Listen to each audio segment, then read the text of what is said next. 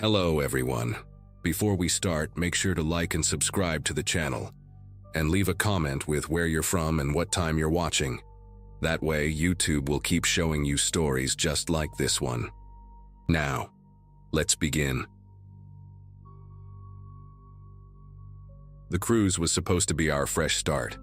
Just me and my 6-year-old son Noah, sailing away from the messy divorce that had consumed the last 18 months of our lives. I'd saved for this trip for almost 2 years, picking up extra shifts at the hospital where I worked as a nurse, squirreling away every overtime dollar into a jar labeled New Beginnings. We boarded the ship in Miami on a humid Saturday morning in July 2018, and I remember thinking how massive the vessel looked from the dock. 12 decks of gleaming white metal and glass, with pools and restaurants and enough activities to keep Noah entertained for our 7-day Caribbean adventure. The other passengers seemed like typical cruise folks, families with kids, elderly couples celebrating anniversaries, honeymooners taking selfies against the railings. Noah was practically vibrating with excitement, clutching his little backpack with his Nintendo DS, and asking me every 5 minutes when we could go to the water slides. The first day was perfect, exactly what I'd imagined when I booked this trip. We explored the ship from top to bottom, Noah's eyes going wide at the rock-climbing wall, the mini golf course, the ice cream parlor that stayed open until midnight. We ate dinner at the buffet where he piled his plate high with mac and cheese and chocolate cake. And I didn't even scold him about vegetables because we were on vacation, damn it. And he deserved to just be a kid after everything he'd witnessed during the divorce proceedings. That night, after tucking him into the bottom bunk in our tiny interior cabin, I stood in our bathroom the size of a closet and looked at myself in the mirror. My brown hair was already getting lighter from just one day in the sun, and for the first time in forever, the bags under my eyes didn't look quite so dark. I actually felt hopeful. The ship's gentle rocking was soothing, and the hum of the engines created white noise that made Noah sleep deeper than he had in months. I fell asleep thinking about the snorkeling excursion we'd booked for Grand Cayman, imagining Noah's face when he saw tropical fish for the first time. Everything shifted on day 2. It started with something small, an announcement over the ship's PA system during breakfast. "Attention passengers, would young Sofia Martinez please report to guest services on deck 4? Sofia Martinez to guest services." Noah was busy drowning his pancakes in syrup while I sipped my coffee, watching the ocean through the dining room's massive windows. 10 minutes later, another announcement. "Christopher Johnson, please report to guest services." Christopher Johnson, 8 years old, wearing a blue Captain America shirt. That detail stuck with me. Why would they describe what the kid was wearing? I figured maybe the child was lost and they were helping the parents locate them. But then 20 minutes passed and another name was called. Isabella Thompson, 7 years old, last seen near the splash zone on deck 11. The woman at the table next to us, traveling with her 3 kids, caught my eye and shrugged. "Busy morning for lost kids," she said with a nervous laugh. I nodded, but something was gnawing at me. In my 12 years working pediatric nursing, I'd developed a 6th sense for when things weren't right with children. By lunchtime, they'd called 6 more names, always children between ages 5 and 9, always with those specific details, what they were wearing, where they were last seen. But here's what made my pulse quicken. I never saw any of these kids being reunited with their families. Not once did I witness a relieved parent hugging their lost child near guest services. I started paying attention, really watching. The pool deck was packed with families, kids running around with soft-serve cones dripping down their arms, parents lounging on deck chairs slathered in sunscreen. But I began noticing other things too. There were staff members who didn't quite fit, men in cruise uniforms who weren't serving drinks or cleaning or leading activities. They were just watching. One guy in particular, tall and thin with acne scars across his cheeks, kept walking the same route around the main pool, his eyes scanning the crowd. He wore a legitimate crew badge, but something about how he moved set off every alarm in my head. When Noah asked if he could go down the water slide alone, it was just a short walk from where I was sitting. I heard myself saying no, even though normally I would have let him. "But Mom, I'm not a baby," he whined. I pulled him closer and told him we'd go together in a few minutes. That afternoon, we were at the kids' club entrance on Deck 7. Noah wanted to join the treasure hunt activity, and I figured it would be safe. It was a supervised program in an enclosed space with security check-in. While I was filling out the permission form, a man approached us. He was maybe 40, clean-shaven, wearing the cruise line's bright yellow kids' club staff shirt with a name tag that read Kevin. But his shirt was too new, still had the fold creases from the package, and his name tag was slightly crooked. "Hey there, buddy," he said to Noah, completely ignoring me at first. "You here for the treasure hunt?" "Actually, we moved it to the arcade on Deck 12. Way cooler prizes up there. Want me to take you?" Noah's face lit up. He'd been begging to go to the arcade since we boarded. He took a step toward the man, and that's when my body reacted before my brain. I grabbed Noah's shoulder, probably harder than necessary. "We'll go together," I said, my voice coming out sharp. The man's friendly expression flickered for just a second, a flash of irritation, maybe anger, before the smile returned. "Oh, parents aren't allowed in this special event. Insurance reasons. But I promise he'll have a blast." The real kids' club supervisor, a young woman with a Brazilian accent, looked up from her desk. "Kevin? I don't know any Kevin. And the treasure hunt is right here, ma'am, in our main room." The man didn't run. That's what chilled me the most. He just walked away, casually, like nothing had happened. The supervisor called security, but by the time they arrived, he'd vanished into the maze of corridors and decks. Security took my statement, said they'd look into it, but their tone suggested this was just another paranoid parent overreacting. Noah was upset that we left without doing the treasure hunt, but I couldn't get my heart rate back to normal. I kept replaying the moment. How quickly Noah had been ready to go with this stranger. How the man knew exactly what would appeal to my son. We went back to our cabin, and I locked the door, putting the chain on, even though I knew it was probably useless. I let Noah play his DS while I sat on my bunk, trying to process what had almost happened. The announcements continued over the PA system. "Madison Walker, 9 years old. Please report to guest services." Every time I held Noah a little tighter.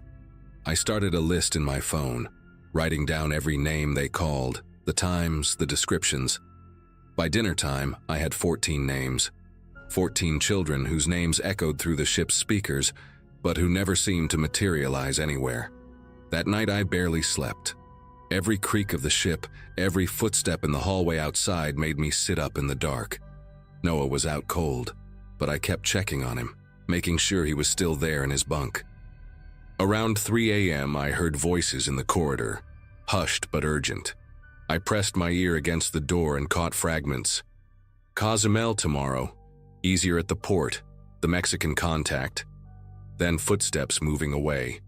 I wanted to open the door, see who it was, but I couldn't risk leaving Noah alone, not even for a second. I spent the rest of the night sitting on the floor between his bunk and the door, my phone in one hand and the cabin phone in the other, ready to call security at the slightest sound. The next morning I was exhausted but wired on adrenaline. At breakfast I started talking to other parents, casually at first. "Hey, did you hear all those announcements yesterday? So many lost kids." Most hadn't really noticed.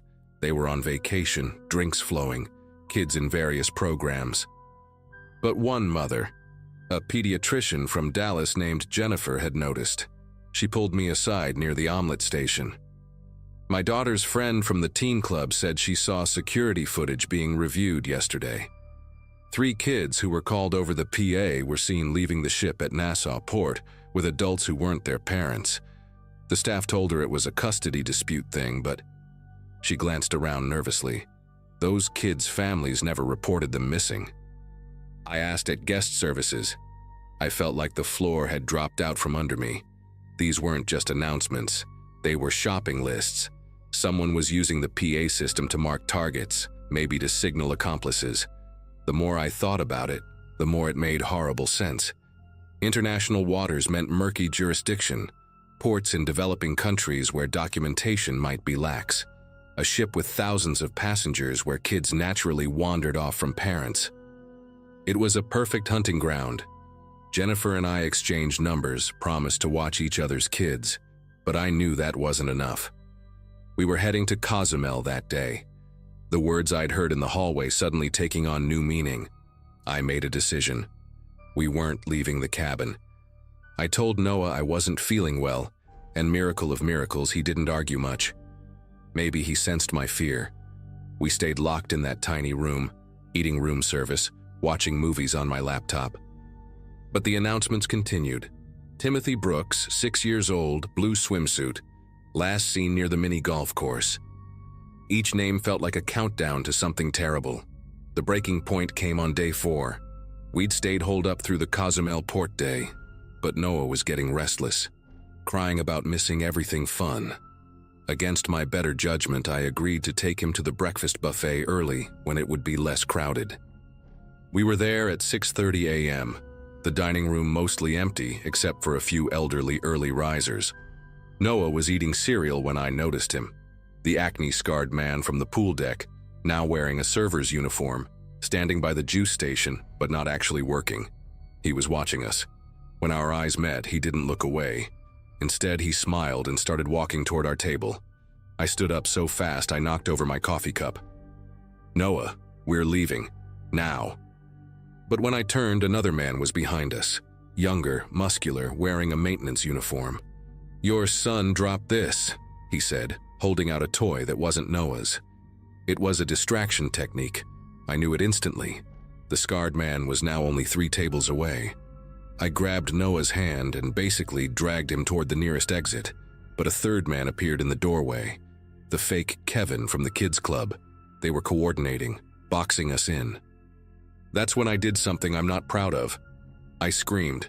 Not a help me scream, but a completely unhinged, "My child is having a seizure," scream that made everyone in the dining room turn. Noah looked at me in shock, but I pushed him to the floor and held his head, shouting for people to call medical. The elderly passengers rushed over, creating a crowd, and in the chaos, the 3 men melted away. They couldn't grab us with 20 witnesses surrounding us. Ship medical arrived with a wheelchair, and I kept up the act, saying Noah had childhood epilepsy, that I was a nurse, that we needed to get to the medical center immediately. Once we were in the medical bay with actual security present, I broke down and told them everything. The doctor, an older British woman named Dr. Whitmore, listened to my story while checking Noah over. She exchanged looks with the security chief, then quietly said, "You're not the first parent to report this. We've had 3 families leave the cruise early at previous ports after similar incidents." She pulled up something on her computer, then turned the screen away from us. "I'm going to recommend immediate disembarkation for medical reasons. There's a flight from Cozumel to Miami this afternoon. Security will escort you to pack and get off the ship." Her eyes were deadly serious. "Don't stop anywhere. Don't talk to anyone. Just pack and go." 2 security officers walked us to our cabin. Real security. With radios and serious expressions, not like the dismissive ones from before. While I threw our belongings into suitcases, one of them stood inside our room while the other guarded the hallway. Noah kept asking what was happening, why we were leaving, and I had to lie. "Mommy's really sick, baby. We need to go home." My hands shook as I zipped up the bags, remembering all those children's names called over the speakers. How many had actually made it home? The security officers took us down a service elevator I didn't even know existed, through corridors that passengers never see. Bare metal walls, exposed pipes, the underbelly of the floating city. We emerged at a crew exit on deck 2, where a van was already waiting. The younger security officer, a Filipino man who'd been silent the whole time, suddenly grabbed my arm as we were about to get in the van. "Ma'am," he whispered, "delete any photos from the ship. Don't post about this online. These people, they have connections everywhere. Just go home and forget this cruise happened." His fear was so genuine it made my knees weak. During the ride to the airport, I held Noah so tight he complained he couldn't breathe. But I couldn't let go. I kept thinking about that fake Kevin, how he'd known exactly what my son wanted, how prepared they all were. We made it home to Ohio that night. The cruise line refunded our entire trip without me even asking, which told me everything I needed to know about how much they wanted this buried. For weeks after, I had nightmares about those announcements, about children's names echoing through speakers while their parents searched frantically.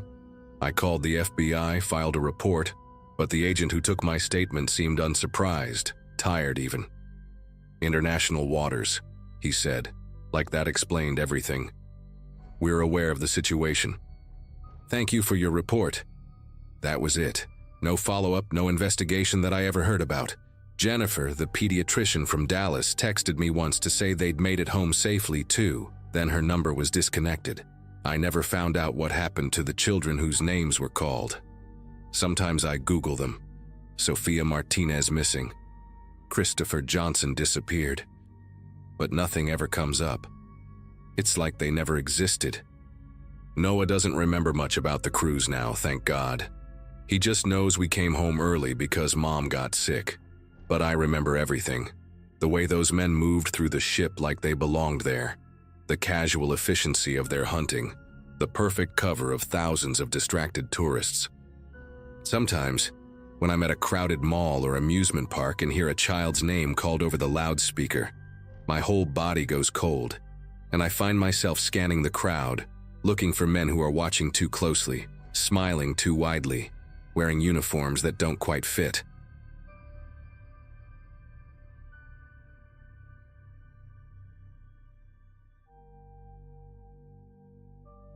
The Atlantic was rougher than usual that September, and most passengers had already retreated to their cabins by the time everything went sideways.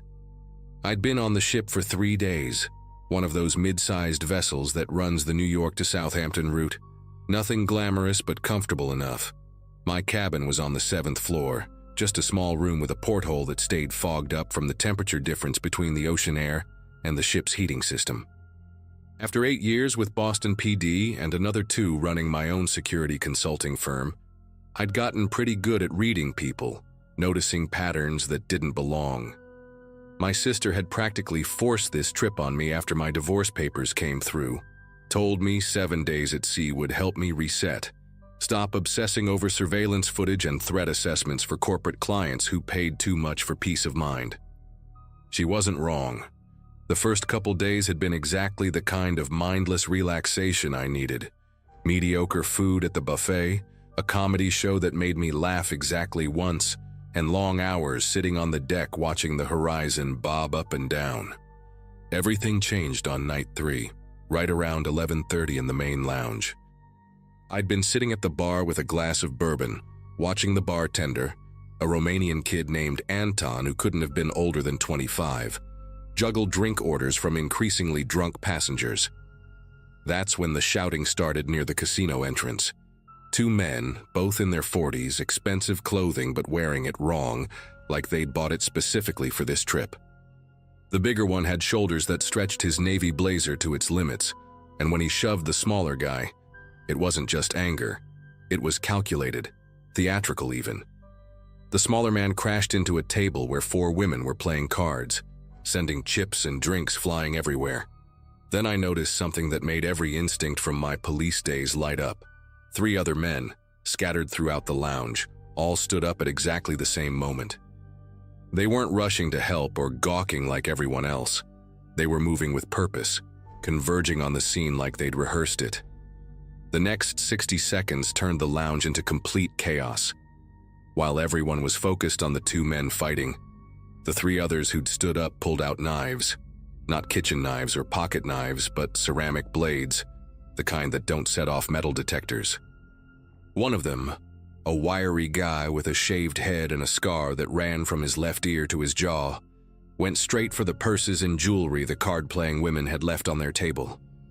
Another moved behind the bar where Anton stood frozen, and the third positioned himself at the main exit. The big guy who'd started the fight suddenly had a knife too, pressing it against the smaller man's throat while rifling through his pockets. That's when I realized the smaller man wasn't random. He was wearing a Patek Philippe watch worth at least 40 grand. and his wedding ring had a diamond that caught the light like a disco ball. The attackers had marked him earlier, probably watched him winning big at the casino or flashing cash at dinner. Nobody was screaming yet. It happened too fast for anyone to process what they were seeing. I'd left my service weapon at home, obviously. You can't bring guns on cruise ships. But I still had my tactical pen clipped to my pocket, a habit from the job. Without thinking it through, which was probably stupid, I stood up and moved toward the guy threatening Anton. He had the bartender's tip jar in one hand and his blade in the other, sweeping it back and forth to keep Anton pressed against the wall of bottles. I grabbed a heavy glass ashtray from the bar, they still had them even though nobody could smoke inside, and brought it down hard on the attacker's wrist. The crack was audible even over the growing panic in the room. His knife clattered across the floor, and Anton, bless him, didn't hesitate. He grabbed a bottle of vodka and smashed it over the guy's head, dropping him instantly. But that's when I made a mistake. I bent down to grab the ceramic knife, and when I stood back up, the scarred one was already moving toward me, his blade held low and professional, like someone who'd done this before. The lounge had erupted into full panic now, passengers scrambling for exits, tables overturning, glass breaking everywhere. The scarred man lunged at me with a boxer's footwork, quick jabs with the blade that forced me backward toward the windows overlooking the dark ocean. I managed to parry twice with the knife I'd picked up, but this guy knew what he was doing. He feinted left, then slashed right, catching my forearm and opening a gash that immediately soaked my sleeve with blood. The pain was sharp and hot, but adrenaline kept me moving. Behind him, I could see the big guy dragging the rich passenger toward a service door, still pressing the blade to his throat while his partner stuffed jewelry and wallets into a canvas bag. They were working fast, methodical, like they'd done this exact thing before. I kicked a chair into the scarred man's path, buying myself 2 seconds to grab a champagne bottle from an abandoned table. When he came at me again, I swung it like a baseball bat, connecting with his shoulder and spinning him sideways into the piano. That's when ship security finally showed up. 2 officers in white uniforms who looked like they'd never dealt with anything worse than a drunk passenger falling in the pool. They had batons but no guns, and they hesitated at the entrance, trying to make sense of the scene. The attackers didn't hesitate at all. The one at the exit whistled, sharp and loud like calling a dog, and suddenly they were all moving, abandoning their victims and loot, heading for different exits with practiced efficiency. The scarred one rolled away from the piano, clutching his shoulder but still mobile, and disappeared through a door marked crew only. The big guy shoved his hostage to the floor and vanished through the service entrance he'd been heading toward. Within 15 seconds, they were all gone, leaving behind a lounge that looked like a hurricane had hit it. Blood on the carpet, broken glass everywhere, passengers huddled behind overturned furniture, and me standing there with a slashed arm and a bloody champagne bottle, trying to explain to security that this wasn't just a bar fight gone wrong. The ship's medical center was on deck 3, and the doctor, a Hungarian woman named Dr. Kovacs with gray hair pulled back in a severe bun, stitched my arm while I tried to convince the head of security that we had a serious problem. Captain Morrison, finally someone who seemed competent, showed up 20 minutes later, still buttoning his uniform jacket. I laid it out for him. The ceramic weapons, the coordinated movements, the crew-only door escape routes, the fact that they'd targeted specific wealthy passengers. These weren't opportunistic thieves or drunk troublemakers. They'd studied the ship's layout, identified marks, and planned their exits. The captain's face went pale when I mentioned the ceramic knives. "Those don't show up on our scanners," he said quietly, more to himself than to me. Dr. Kovacs paused mid-stitch when I described how they'd moved through the lounge, each man knowing exactly where to go. "How many passengers boarded in New York?" I asked. Morrison pulled out a tablet, scrolled through some files. 837, he said. "But we don't photograph passengers, only check passports against the manifest." I convinced Morrison to pull the security footage from embarkation day, and we spent the next 3 hours in a cramped office behind the bridge, watching grainy video on monitors that looked like they hadn't been upgraded since the 90s. Anton, who'd insisted on helping after his shift ended, turned out to have a photographer's eye for faces. He spotted them first, 5 men who'd boarded separately but all within the same 30-minute window, each carrying similar black duffel bags, each walking with that same controlled gait I'd noticed in the lounge. They'd spread out immediately after boarding, no acknowledgement of each other, but the timing was too perfect to be coincidence. We tracked them through the ship's cameras over the next 2 days. They ate at different restaurants, used different pools, never appeared together in public. But Anton noticed something I'd missed. They all had cabins on deck 2, the cheapest interior rooms, all in the same corridor. "Who books 5 separate interior cabins on a transatlantic crossing?" Anton asked, and that's when it clicked. I asked Morrison to check the booking records. All 5 reservations had been made on the same day, 6 weeks ago, all paid with prepaid credit cards, all using different travel agencies, but with sequential booking reference numbers. Morrison wanted to search their cabins immediately, but I stopped him. "They know we're onto them now," I said. "If we spook them, they might do something desperate. We're in the middle of the Atlantic, nowhere to run, but that also means nowhere for passengers to escape to either. Instead, I suggested we monitor them, figure out their next move." The captain agreed, assigning his 2 best security officers to shadow the corridors near their cabins. But these guys were smart. For the next 18 hours, none of them left their rooms. No room service orders, no bathroom breaks that we could detect, nothing. It was like they'd vanished inside those cabins. Then Anton, who'd been checking the dining records on his own initiative, found something interesting. Over the past 2 days, someone had been ordering massive amounts of food from the midnight buffet, enough for 15 people, and charging it to a cabin belonging to an elderly couple from Vermont, the Andersons, who'd been eating in the main dining room every night. When we checked the security footage from the buffet, we saw one of our suspects, the big guy from the fight, loading up multiple plates at 2 in the morning, then disappearing toward the service elevator. The pieces started coming together when Morrison pulled up the ship's blueprints. The service elevator from the buffet area connected to a maintenance corridor that ran along deck 2, right behind the row of cabins where our 5 suspects were staying. But here's what made my spine tingle. That same corridor led directly to the ship's storage hold, where passenger valuables were kept in safety deposit boxes. The cruise line marketed it as a secure service for travelers carrying expensive jewelry or large amounts of cash. Morrison's face went white when he realized what I was suggesting. "There's probably $3 million worth of items in that hold," he whispered. The attack in the lounge hadn't been the real crime. It was a distraction, a test run to see how security would respond, how long it would take, what kind of resistance they'd meet. They were planning something much bigger, and we were already on day 4 of a 7-day crossing. The next port was Southampton, but we had a brief stop in the Azores in 36 hours to refuel. If they were planning to rob the storage hold, they'd do it right before the Azores, then disappear into the Portuguese islands before anyone realized what had happened.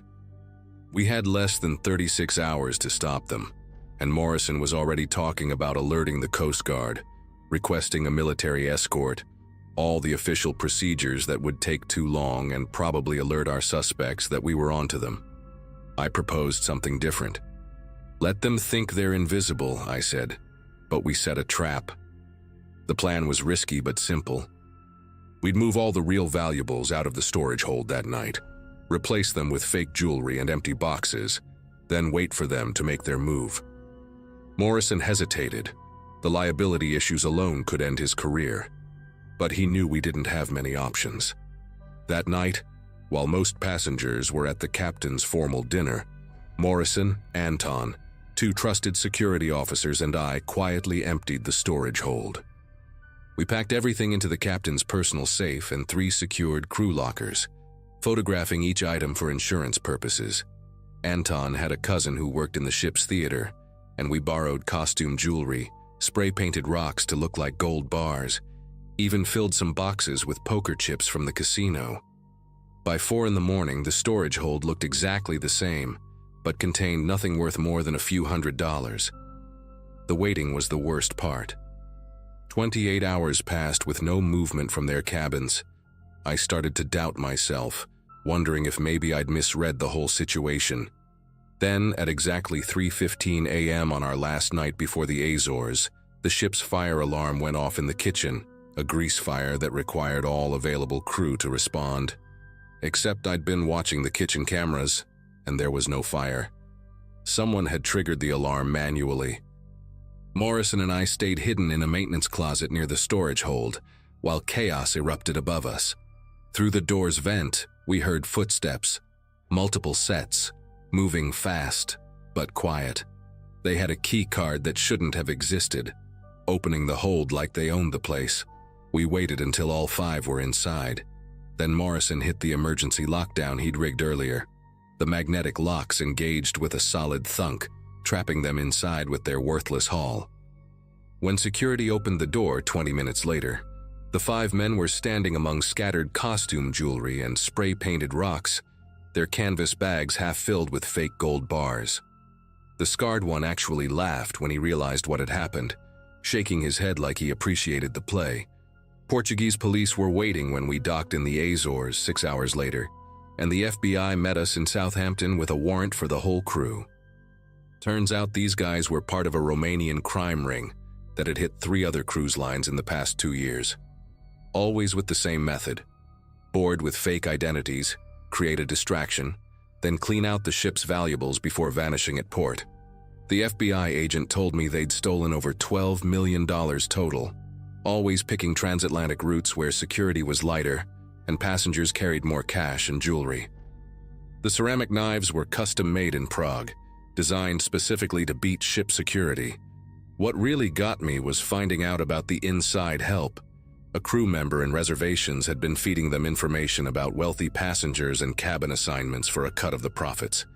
They caught him trying to board a flight to Bucharest the day after we docked. Morrison offered me a job as the cruise line's new head of security, but I turned it down. The ocean's beautiful and all, but I'll stick to land where criminals can't trap you in a metal box for 7 days.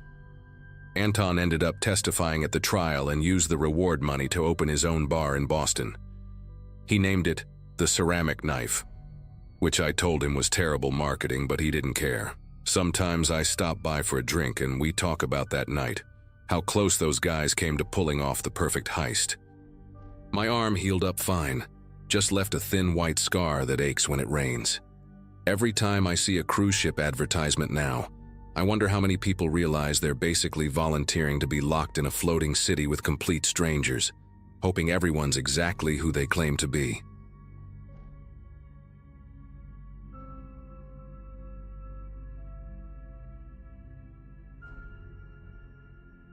The afternoon sun was beating down on the pool deck when everything changed.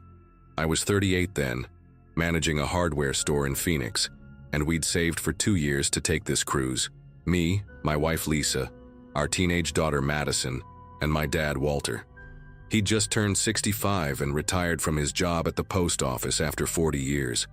The man never took vacations, always said he'd travel when he retired, so we surprised him with this trip for his birthday. We were somewhere between Florida and Jamaica, second day at sea on a 7-day cruise that was supposed to be the trip of a lifetime. Dad was actually enjoying himself for once, laughing at Madison's attempts to teach him how to play shuffleboard, his face red from the sun despite the SPF 50 Lisa kept slathering on him. I remember the exact moment because Madison had just scored her first point and was doing this ridiculous victory dance when Dad's shuffleboard stick clattered onto the deck.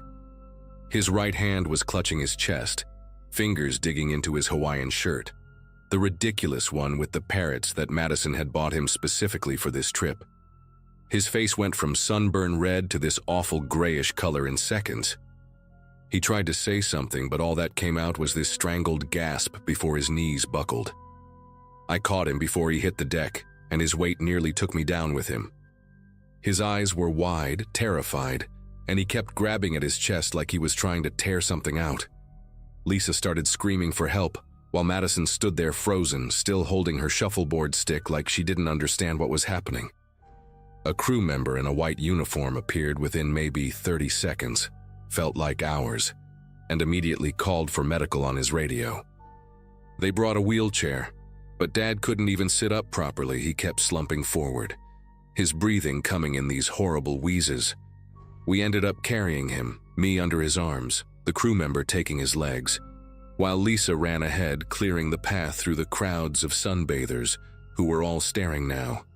The medical center was down on deck 2, tucked behind the photo gallery where they try to sell you overpriced pictures of yourself boarding the ship. The smell hit me first, not the antiseptic hospital smell you'd expect, but this weird mixture of mildew and air freshener, like they were trying to cover up something. The waiting area had 3 plastic chairs and a water cooler that was empty, just the blue bottle sitting there collecting dust. The doctor, though I'm still not sure he was actually a doctor, introduced himself as Dr. Petrov, speaking with a thick Eastern European accent.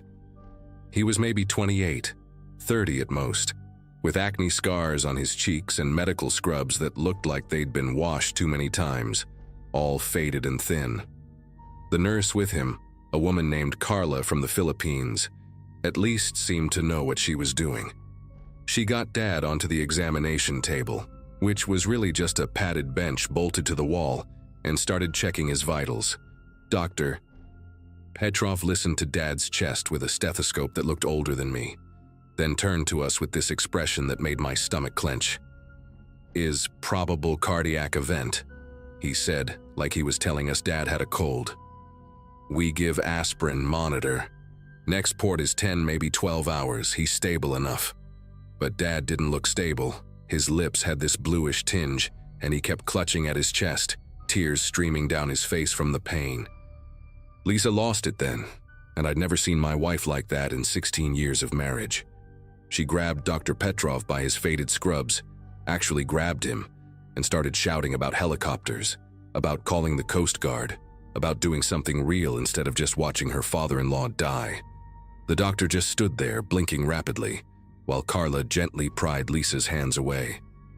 "Ma'am, please understand," Carla said quietly, her voice steady but her eyes showing she knew exactly how bad this was. "The helicopter evacuation costs minimum $50,000. Insurance usually no cover, and we need approval from corporate office first. Can take 4 or 5 hours just for paperwork." She showed us the medical supply cabinet then, probably trying to reassure us they had equipment, but it was pathetic. Some bandages, basic medications in bottles with labels so faded you could barely read them, an oxygen tank that looked like it belonged in a museum, and an EKG machine with a cracked screen held together with medical tape. Dad started vomiting then, this violent heaving that had him crying out in pain with each spasm. Dr. Petrov seemed genuinely surprised, like this wasn't in whatever manual he'd memorized. He fumbled with the oxygen tank, trying to get the mask on Dad's face, but the elastic strap snapped the moment he stretched it. He had to hold it manually while Carla searched for tape. I asked about nitroglycerin, about clot-busting drugs, about anything I'd heard of from medical shows, and Petrov just shook his head. "We don't stock such things. Too expensive, expire too fast, corporate policy." That's when I noticed the defibrillator in the corner, covered in dust with a note taped to it that said, "Out of order, awaiting parts." Madison was sobbing in the corner, calling her grandfather's name, while Dad's breathing got more labored, each breath sounding like he was drowning in his own lungs. The next 3 hours were the longest of my life. We took turns holding that oxygen mask to Dad's face because they only had 1 roll of medical tape, and it wasn't strong enough to hold the weight. Carla kept checking his pulse manually because the heart monitor's battery was dead, and the replacement was on order from corporate. Dr. Petrov disappeared for an hour, and when he came back, he smelled like cigarettes and wouldn't meet our eyes. Around hour 2, Dad started having what Carla quietly called episodes. His whole body would go rigid, eyes rolling back, lasting maybe 20 or 30 seconds each time. After the third one, even Petrov looked scared.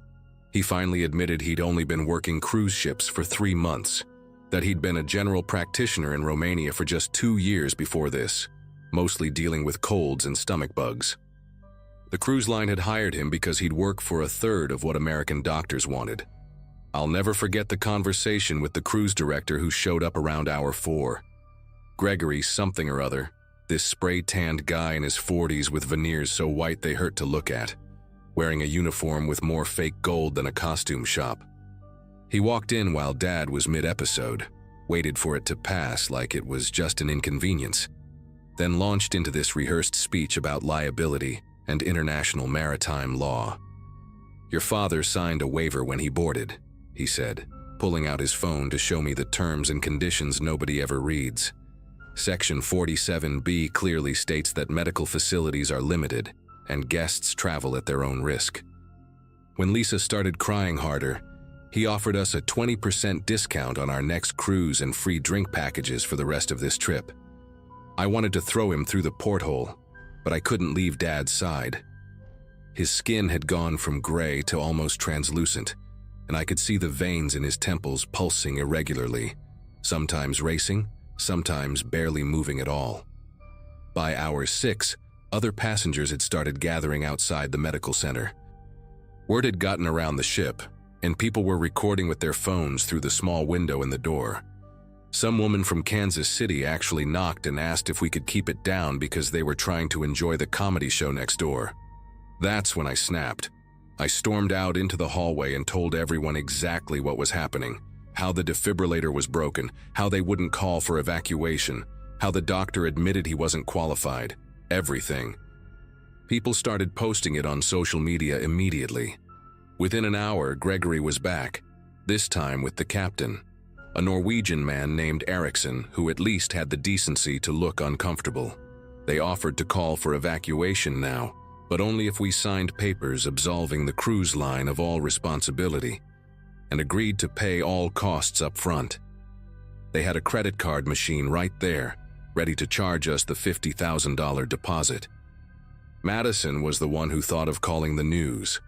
While Lisa and I argued with the captain about the evacuation, she used the ship's Wi-Fi, $15 for 30 minutes, because even in an emergency they were nickel and diming us, to email every news station she could find. She sent them videos of the broken equipment, recordings of Gregory's speech about liability, pictures of the out-of-order defibrillator. CNN actually called back within 20 minutes, and suddenly Captain Eriksson's phone started ringing non-stop. The cruise line's corporate office was in full panic mode. They approved the helicopter evacuation, but by then we'd been in that moldy medical center for 7.5 hours. Dad had stopped having episodes, which Carla said wasn't necessarily good news. He was barely responsive, his pulse so weak she had to check it at his neck because she couldn't find it at his wrist anymore. The helicopter arrived at hour 9, and getting Dad up to the landing pad was a nightmare I still dream about. The ship's elevator to the upper deck was undergoing maintenance, so 6 crew members had to carry him up 4 flights of stairs on a stretcher that was held together with duct tape on one corner. One of the handles actually broke midway, and this kid who couldn't have been older than 19 had to bear Dad's weight on his shoulder. The wind on the top deck was brutal, the helicopter hovering but unable to land because the cruise ship's landing pad hadn't been certified in 3 years, another cost-cutting measure. They had to lower a rescue basket, and watching them load my unconscious father into it, his body limp as a rag doll while the basket swayed in the wind 30 feet above the deck, was the most terrifying thing I've ever witnessed. Lisa couldn't watch, and Madison filmed everything, later telling me she did it because she wanted evidence if something went wrong. Dad survived, barely. The doctors at the hospital in Fort Lauderdale said another hour, and he would have been gone. He'd had a massive heart attack, and the lack of proper treatment for those 9 hours had caused additional damage. His heart function was down to 30%. He spent 3 weeks in the ICU, had to have triple bypass surgery, and now, 2 years later, he still can't walk up a flight of stairs without stopping to rest. The medical bills hit $400,000, and the cruise line fought us on every penny, claiming we'd refused their initial treatment plan and created the delay ourselves by involving the media. We're still in litigation, but at least Dad is alive. The cruise line never admitted fault, just quietly settled the CNN story with a statement about reviewing their medical preparedness protocols. Dr. Petrov still works for them, just on a different ship. I know because Madison found him on social media, posting pictures from the crew deck, smiling like nothing ever happened. They did fix the defibrillator, though.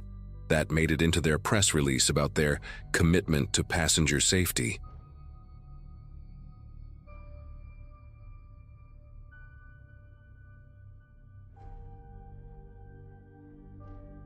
"22 years old, and I'd never been on anything bigger than my uncle's fishing boat back in Colorado.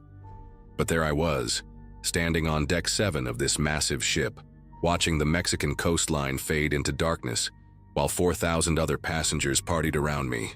I'd saved for 2 years waiting tables at a greasy diner in Denver, pulling double shifts every weekend, telling myself it would all be worth it once I finally got on that ship. My roommate Ashley thought I was crazy to go alone, kept saying I should wait until we could go together after she saved up. But I needed this trip. I needed to prove to myself that I could do something big without anyone holding my hand. The first 2 days had been incredible, snorkeling at our port stop, meeting other solo travelers at the poolside mixers, eating more shrimp at the buffet than any human probably should. That third night, I decided to splurge on the steakhouse, the one where you had to make reservations and pay an extra $70 just to walk through the door. The dining room had these floor-to-ceiling windows overlooking the ocean, candle-lit tables with actual cloth napkins, and servers who remembered your name after hearing it once. My waiter, this guy named Dominic with a thick Italian accent, recommended the ribeye with herb butter, said it was the best cut they'd gotten in weeks. When that plate arrived, I'm not gonna lie, I took like 5 photos before even picking up my fork. The steak was thick as a dictionary, charred black on the edges but bleeding pink inside, swimming in this green butter that had chunks of garlic and rosemary. First bite tasted a little metallic, kind of sharp on my tongue, but Dominic assured me that was just the dry aging process, something about enzymes breaking down the proteins. The couple next to me, the Brennans from Wisconsin, were celebrating their 40th anniversary, and Mr. Brennan kept joking that his steak was so good he might leave his wife for the chef. We laughed, shared travel stories, and I cleaned my entire plate, even sopping up the leftover butter with the complimentary bread. Around midnight, I woke up to my stomach doing these weird flips, like when you miss a step going downstairs and your whole body lurches. The room was pitch black except for this thin strip of moonlight coming through the balcony door, and the ship was rocking more than usual, making everything worse. I tried to ignore it, told myself I'd just eaten too much too fast, maybe mixed too many foods at once. But then came this sharp, twisting pain right below my ribs, like someone was wringing out my intestines like a wet towel. I barely made it to the tiny bathroom before everything came up. The steak, the potatoes, the 3 mojitos I'd had at the pool bar earlier. All of it burning my throat on the way back up. The vomiting wouldn't stop. These violent waves that left me hugging the toilet, my whole body shaking and covered in cold sweat. Between episodes, I noticed something that made my chest tighten with panic. The vomit had this dark, almost coffee ground texture to it, and there were these red streaks that definitely weren't from anything I'd eaten. I tried calling guest services from the phone next to the bed, but the line just rang and rang. No answer. My roommate for the cruise, this girl named Bethany from Oregon who I'd been matched with through the solo traveler program, wasn't in her bed, probably still at the nightclub on deck 12. I grabbed my room key, shoved my feet into flip-flops, and stumbled out into the hallway. One hand pressed against my stomach, the other trailing along the wall for support. The corridors were empty, just these endless stretches of identical doors and that weird cruise ship carpet, with the swirling patterns that made my nausea worse. Every few steps, I had to stop and lean against the wall, breathing through my nose, trying not to throw up again. The infirmary was on deck 2, according to the map I'd studied on the first day, which meant taking the elevator down 5 floors. While waiting for it to arrive, I heard someone else retching behind a nearby door, then another door further down, these horrible gagging sounds echoing through the hallway. The elevator took forever, and when it finally opened, there were already 3 people inside, all of them looking as rough as I felt. This middle-aged man in a Disney cruise shirt was bent over, gripping the handrail, his face this greenish-gray color I'd never seen on human skin before. A woman, maybe in her 30s, was sitting on the floor in the corner, holding a plastic ice bucket that reeked of bile. Mascara streaked down her cheeks. A teenage boy was slumped against the back wall, his legs shaking so bad his knees kept knocking together. Nobody said anything. We just stood there in our misery as the elevator crawled down, stopping at every single floor to pick up more sick passengers. By deck 4, we were packed in like sardines, 12 or 13 of us. The air thick with the smell of sweat and vomit and fear. This elderly woman next to me kept whispering, "This isn't right, this isn't right," over and over, clutching a rosary in her trembling fingers. When the elevator doors opened on deck 2, I thought I was hallucinating. The hallway leading to the infirmary was packed with people, a line stretching all the way back to the crew quarters. There must have been 60, maybe 70 passengers, all in various states of distress. Some were sitting on the floor with their backs against the walls, heads between their knees. Others were standing but swaying, using the walls or their companions for support. I saw Mrs. Brennan from dinner, the sweet lady from Wisconsin, throwing up into a trash bag while her husband rubbed her back, his own face pale and sweaty. There were parents carrying limp children, a pregnant woman crying while her partner fanned her with a cruise brochure, and near the front of the line, a man had actually passed out, lying flat on that ugly carpet while his wife screamed for help.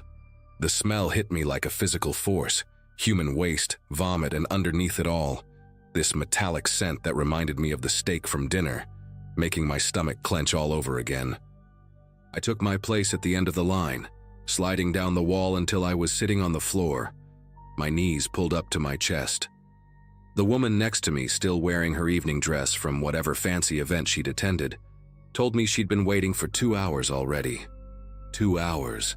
She said the infirmary only had 1 doctor and 2 nurses for the entire ship, and they were completely overwhelmed. People who'd made it inside were coming back out saying the doctor was just giving everyone the same medicine, some generic anti-nausea pills, and sending them back to their rooms. No IV fluids for dehydration, no real examination, just pills and a pat on the back. The woman's husband had gone to find water somewhere, she said, because the crew had stopped responding to room service calls, and the nearest working water fountain was 3 decks up. Her lips were cracked and bleeding, and when she tried to stand up to adjust her position, her legs gave out completely, sending her crashing back to the floor. After another hour of waiting, barely moving forward in line, I watched a crew member in a white uniform push through the crowd, heading for the infirmary doors. People were grabbing at him, begging for help, for water, for information, but he just kept his head down and pushed forward.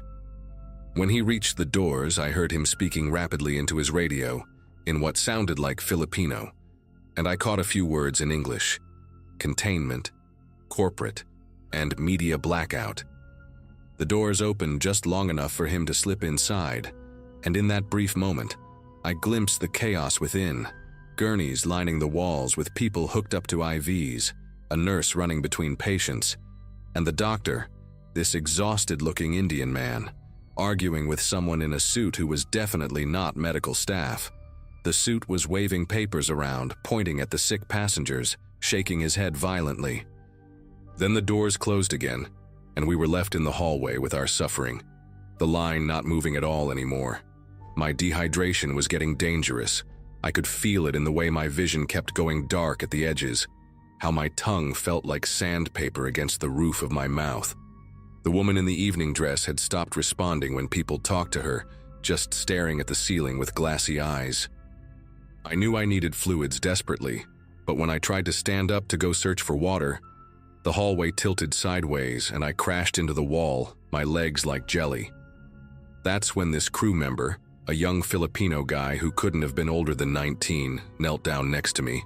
He looked around nervously, then pressed a half-empty water bottle into my hands, whispering in accented English that I needed to get back to my room immediately. He said the restaurant on deck 7, the fancy one where I'd eaten. Their freezer had broken 2 days ago, but management made them serve the meat anyway. Over 300 people had eaten there in the last 48 hours. He said corporate was flying in their own doctors tomorrow morning, but tonight, they were under strict orders to minimize treatment, to avoid creating a paper trail that could lead to lawsuits. Before I could ask him anything else, his supervisor appeared, barking at him in Tagalog, and he scrambled away. But his words kept spinning in my head as I sipped the precious water. Broken freezer, 300 sick people, minimizing treatment. I started noticing things I'd missed before in my misery. The crew members weren't drinking the ship's water. They all had sealed bottles from some external supplier. The security guards at the end of the hallway were wearing medical masks, something I'd never seen on a cruise before. And most telling of all, I spotted 2 passengers from first class, the ones who'd been at the captain's table that first night, being escorted through a side door directly into the infirmary, bypassing the entire line. The woman next to me saw it too and started crying, not from pain but from rage, realizing that even here, even in this nightmare, money determined who got saved first. She tried to scream about it, to alert the others, but her voice came out as barely a whisper, her throat too damaged from hours of vomiting. Around 5 in the morning, after I'd been in that hallway for nearly 5 hours, something shifted. The man in the suit came out of the infirmary with 2 security officers, and they started moving through the crowd, checking room numbers on people's key cards. When they got to me, the suit looked at his tablet, frowned, and told the security guards to escort me back to my room. I tried to protest, told him I needed medical attention, that I could barely stand, but he just smiled this cold corporate smile and said the doctor had determined I was well enough to recover in my cabin. The security guards lifted me up by my arms, and I was too weak to fight them. As they half-carried, half-dragged me toward the elevator, I heard the suit telling others the same thing, clearing out the hallway by force. The pregnant woman was sobbing, begging for help, but they just kept moving people out. The man who'd been unconscious on the floor was being loaded onto a luggage cart, his wife stumbling along behind, and nobody was even pretending to provide medical care anymore. They dumped me in my room and told me to stay there until further notice. That room service would bring me electrolyte drinks and crackers within the hour. Of course, nothing came. Bethany, my roommate, was in her bed, curled up in a ball, her sheets soaked with sweat. She'd been sick too, had tried to get help around 3 in the morning but never even made it to the infirmary, collapsing in the elevator. Another passenger had dragged her back to our room and left her there. We spent the next 18 hours taking turns in the bathroom, sharing the last of our bottled water, listening to the chaos in the hallway as more and more people got sick. I found out later when we finally docked in Mexico that 43 passengers had to be hospitalized immediately, 7 ended up in intensive care, and 2 elderly passengers actually died during that nightmare night at sea. The cruise line offered us a 25% discount on a future cruise as compensation, made us sign papers saying we wouldn't talk to the media, wouldn't post on social media, wouldn't sue. Most people signed just to get off that floating petri dish.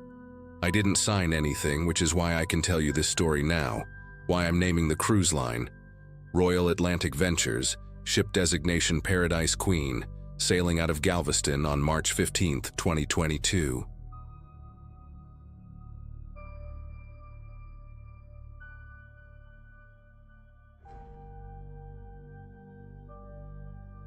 I spent 22 years fighting fires in Chicago, but nothing in all that time prepared me for what happened last April aboard the Celestial Dream. My daughter Megan had convinced me to take that Mediterranean cruise about 6 months after I retired. Kept saying I deserved it after all those years of service, that I needed to finally relax and see the world beyond smoke and sirens. She'd found this deal online, 10 days through the Mediterranean, and basically wouldn't take no for an answer. Even drove me to the airport herself to make sure I actually went. The ship was massive, one of those floating cities with 8 restaurants, 3 pools, and enough activities to keep 2,000 passengers busy for weeks. We'd been at sea for 4 days, had just left Barcelona that morning heading toward Nice, and I was actually starting to enjoy myself, learning to play shuffleboard with a group of retirees from Michigan who'd adopted me into their morning coffee club. The weather had been perfect the entire trip. That kind of Mediterranean sunshine you see in travel magazines. Calm seas that barely made you remember you were floating on thousands of feet of water. That afternoon started like any other. I'd just finished lunch at the buffet on Deck 7, grilled salmon with those fancy little potatoes they served every day, and was heading down to my cabin for a quick nap before the evening's entertainment. The first sign something was wrong came around 3:30 when I noticed the horizon through my porthole window had this strange dark purple color, like a fresh bruise spreading across the sky. Then came the announcement from the captain, very calm, very professional, telling us we might experience some rough seas and suggesting passengers secure any loose items in their cabins.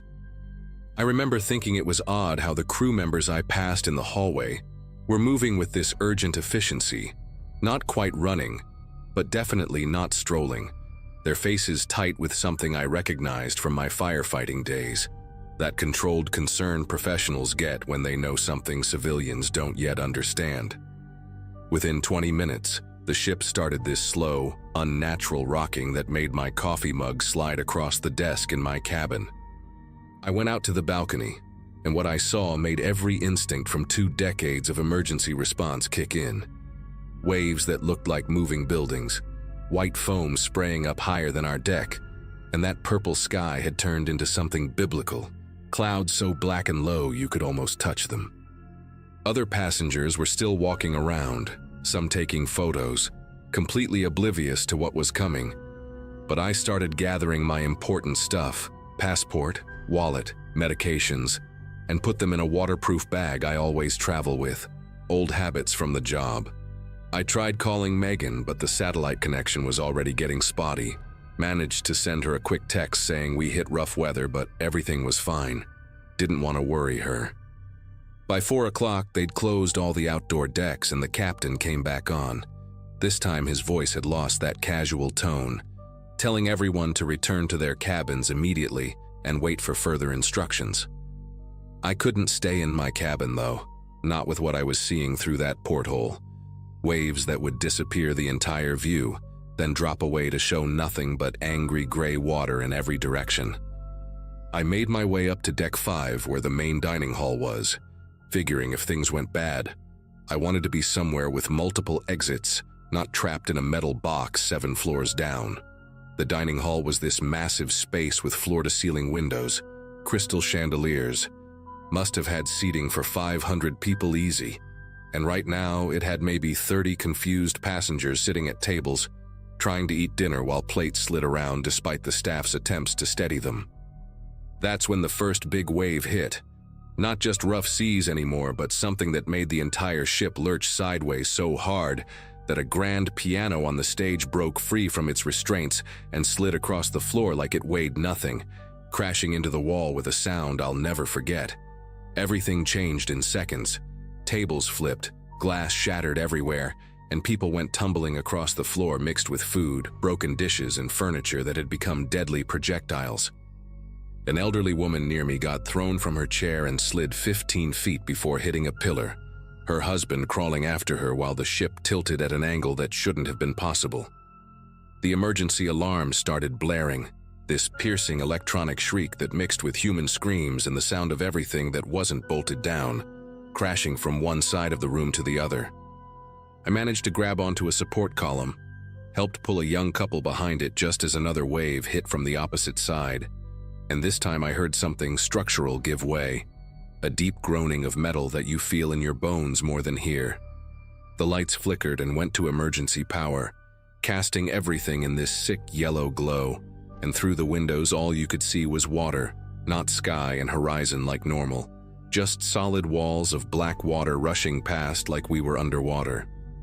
A crew member, this Filipino kid who couldn't have been older than 25, came stumbling through the chaos with blood running down his forehead, screaming for everyone to put on life jackets, pointing toward an emergency station near the entrance. Half the passengers couldn't even stand up with the ship rolling like it was, and I watched in horror as another massive wave visible through the window seemed to pause at the glass for a moment before smashing through, sending freezing seawater flooding across the dining hall floor. People were sliding in the water now, tables floating, and I heard someone yelling that water was coming up from the lower decks through the stairwells. The ship would tilt so far to one side that you were basically standing on the wall, then slam back the other way, and each time it happened, you could hear things breaking deep in the ship's belly. Expensive things, important things, maybe vital things. I managed to reach the life jacket station, started throwing the orange vests to anyone I could reach while trying to keep my footing on the floor that had become a river of seawater mixed with broken glass and debris. There was this family from somewhere in the Midwest, parents with 2 teenage kids, all 4 of them huddled together behind an overturned table, the father's arm bent at an unnatural angle, the mother holding a cloth napkin against a gash on her daughter's leg. I helped them into their life jackets, showed them how to pull the straps tight, and that's when the captain's voice came over the speakers again, except this time he was shouting the words nobody wants to hear on a ship. This is not a drill. All passengers and crew to muster stations immediately. Repeat, this is not a drill. The way he said it, you could hear the fear underneath the training, and that scared me more than the waves or the tilting or even the water rushing in. We tried to move as a group toward the muster station, but another wave hit, and suddenly the lights went out completely for about 10 seconds that felt like hours. Just total darkness, with invisible water sloshing around your legs, and people screaming from every direction. When the emergency lights kicked back on, I saw that the water in the dining hall was now waist-deep and rising fast, and through what was left of the windows, these waves that had to be 40, maybe 50 feet high, just mountains of water with white peaks that would lift the entire ship up like a toy before dropping it into the next valley. An older man next to me was having a panic attack, couldn't breathe, kept saying his wife was still in their cabin on deck 3, and I had to physically hold him back from trying to go down there because we could all hear it now. The sound of water rushing through the lower parts of the ship, doors banging open and closed, the deep creaking of a massive structure being pushed beyond what it was designed to handle. Getting to the muster station became like something out of a nightmare, where you're trying to run but can't move fast enough. We were basically climbing along the walls when the ship tilted, then sliding back down when it righted itself, all while fighting through water that was getting deeper by the minute. I saw a woman get swept away from her husband's grip, carried by the water toward the shattered windows, and 3 of us formed a human chain to pull her back, her face white with terror, coughing up seawater. The crew members who were supposed to be managing the evacuation looked just as terrified as the passengers. These young people who'd probably only ever done this in calm water drills, now faced with a ship that felt minutes away from rolling over completely. One of them, a girl with a thick Eastern European accent, was crying while she tried to do a head count. Her clipboard dissolved into wet pulp, mascara running down her cheeks as she kept repeating the evacuation protocols like a prayer. By the time we reached the muster station on deck 4, the situation had gone from dangerous to apocalyptic. The lifeboat area was chaos, with crew members trying to lower boats while the ship pitched so violently that the boats would swing out over the water, then come crashing back into the side of the ship. I watched one lifeboat get crushed like an aluminum can against the hull, just destroyed in seconds, and realized with this cold certainty that we might not have enough functional boats left, even if we could launch them. People were fighting to get closer to the remaining boats, families getting separated, and I saw a man push an elderly woman down to get ahead, the veneer of civilization disappearing as fast as our chances of survival. The wind was howling so loud you had to scream to be heard, rain coming sideways like bullets, and every few seconds another wave would sweep across the deck, taking anyone who wasn't holding on to something and washing them toward the railings or worse. That's when I heard it, the sound that made even the crew members stop what they were doing, this tremendous metallic shriek from somewhere below, followed by a shudder that ran through the entire ship like it had been punched by God himself. The floor beneath us suddenly tilted past 45 degrees and stayed there, people sliding down the deck in a tangle of bodies in life jackets, some going straight over the rail into the black churning ocean below. I managed to wrap my arms around a support pole, holding on while my feet dangled in the air, watching in absolute terror as the horizon through the rain seemed to be rotating, the ship beginning what felt like a slow-motion roll that would flip us completely. Water was pouring in from everywhere now, not just waves but from inside the ship itself, geysers shooting up through drain grates, cascading downstairs, and I could hear the engines making sounds they should never make, like dying animals trapped in the engine room. For 30 seconds, that lasted a lifetime. We hung there on the edge of capsizing, 2,000 people holding their breath, prayers in a dozen languages mixing with the storm's roar, waiting to see if we'd complete that roll into the Mediterranean. Then, impossibly, the ship started to right itself, fighting back against the storm with whatever was left of its stabilizers and the captain's desperate maneuvering, the deck slowly becoming horizontal again, though nothing felt stable or safe. A crew member with a radio was yelling that the Greek Coast Guard was 8 miles out, helicopters already in the air, and rescue ships pushing through the storm toward our position, but 8 miles in seas like this might as well have been 800.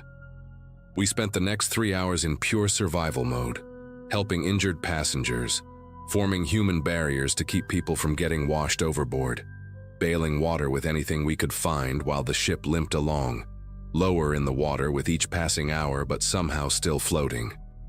When the first helicopter appeared through the rain, its searchlight cutting through the darkness like salvation itself, people started crying, collapsing with relief, though we all knew it would take dozens of trips to evacuate everyone, and the ship was still taking on water faster than the pumps could handle. They evacuated the injured and elderly first, winching them up into helicopters that danced in the wind like leaves, and I stayed until almost the end, helping load people into rescue baskets, keeping panicked passengers calm while water lapped at our feet on what used to be the upper deck. It took 14 hours to get everyone off the Celestial Dream, and I was in one of the last groups to leave, watching from the rescue ship as our cruise liner, lit up by emergency floodlights from the Greek vessels, finally gave up its fight and slipped beneath the surface just after dawn. Nobody died that night, which the news kept calling a miracle, though 43 people ended up hospitalized and hundreds more with injuries that didn't make the statistics. They flew us to Athens, put us up in hotels, and cruise line representatives with practiced sympathy and liability waivers came around offering compensation and free future cruises that nobody in that room would ever take. I got home to Chicago 2 days later, Megan meeting me at O'Hare with tears streaming down her face, holding me like I might disappear if she let go. She'd seen the news coverage, those helicopter videos of the ship tilting at impossible angles, passengers clinging to railings while waves swept the decks, and she kept apologizing for pushing me to take the trip, which broke my heart because none of it was her fault. The official investigation blamed it on a rare meteorological phenomenon, a sudden pressure drop that created hurricane-force conditions in minutes, something that happens maybe once a decade in the Mediterranean. But knowing the science behind it doesn't stop the nightmares where I'm back on that tilting deck, watching people slide toward the rails, hearing that metal shriek that meant we were seconds from becoming another maritime disaster documentary. I still can't watch cruise ship commercials, and when friends talk about their vacation plans, I just nod and change the subject.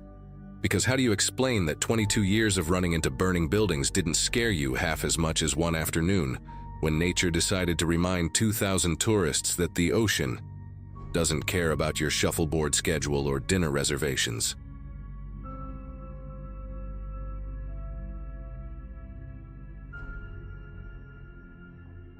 "5 months ago, I was just another burned-out ICU nurse desperately needing a break from 12-hour shifts and the constant beeping of monitors. After watching 3 patients code in a single week at the hospital in Houston where I worked, I finally cashed in 2 years' worth of savings and booked myself on a 7-day cruise through the Eastern Caribbean. The Ocean Jewel was one of those massive ships you see in commercials, 16 decks of pure escapism with pools, restaurants, and enough activities to make you forget that the real world even existed. I remember standing at the port in Port Canaveral, staring up at this floating city and thinking that for once in my life, I was going to completely disconnect and just let myself breathe. The first 2 days were exactly what I needed. Morning yoga on the upper deck, afternoon margaritas by the pool, and dinner at restaurants where I didn't have to eat standing up between patient rounds. Everything changed on the third night, somewhere between the Bahamas and our next port. I'd gone to bed early after too much wine at the captain's dinner, one of those fancy affairs where they parade the officers around and everyone pretends they're not already sunburned and exhausted. My cabin was on deck 7, nothing special but comfortable enough, with a tiny balcony where I could sit and watch the dark ocean roll by. Around 2:47 a.m., I know the exact time because I'd developed that nurse habit of always checking the clock when something wakes me.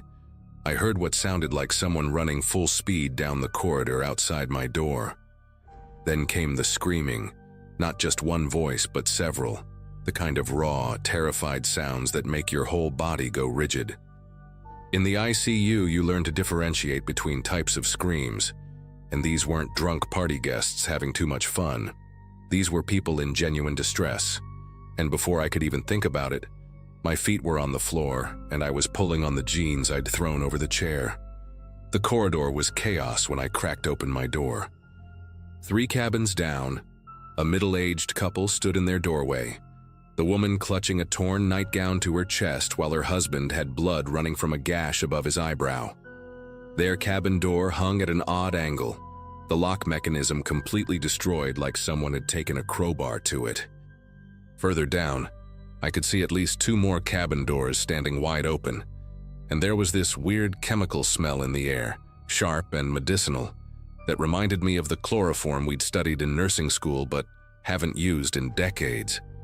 A younger woman, maybe early 20s, was sitting on the floor against the wall, her wrists marked with deep red lines where zip ties had clearly been, and she kept repeating the same thing over and over.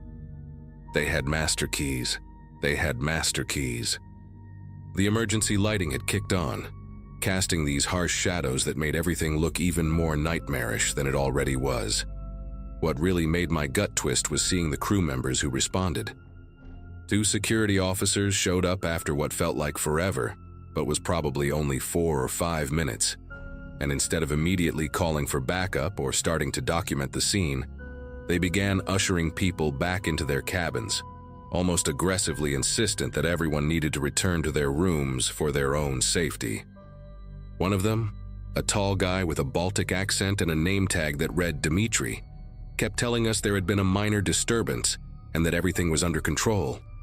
But I could see into the Hamiltons' cabin.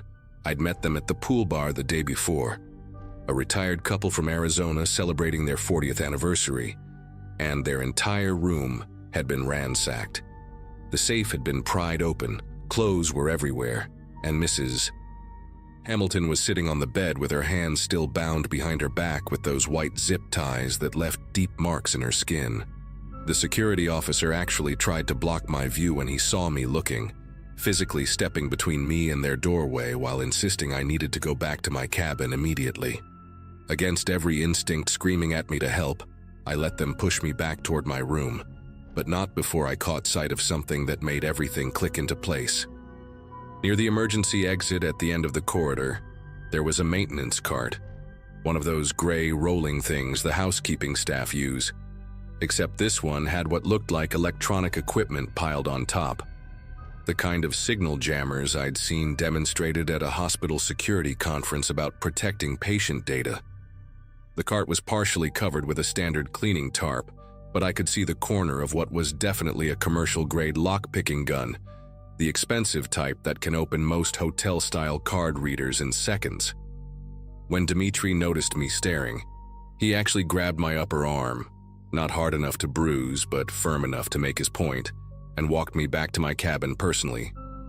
His partner, a shorter woman whose badge I couldn't read in the dim light, was already on her radio speaking in rapid Portuguese, and I distinctly heard her say something about damage control in English before switching back. I spent the next hour sitting on my bed with the door locked and a chair wedged under the handle, listening to the sounds outside gradually die down.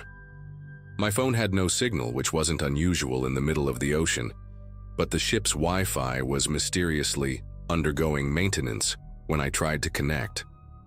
Around 4 a.m., an announcement came over the PA system from someone claiming to be the hotel director, explaining that there had been an unfortunate incident involving a disturbed passenger who had been apprehended and confined. And they assured everyone that the situation was completely under control and that counseling would be available in the morning for anyone affected.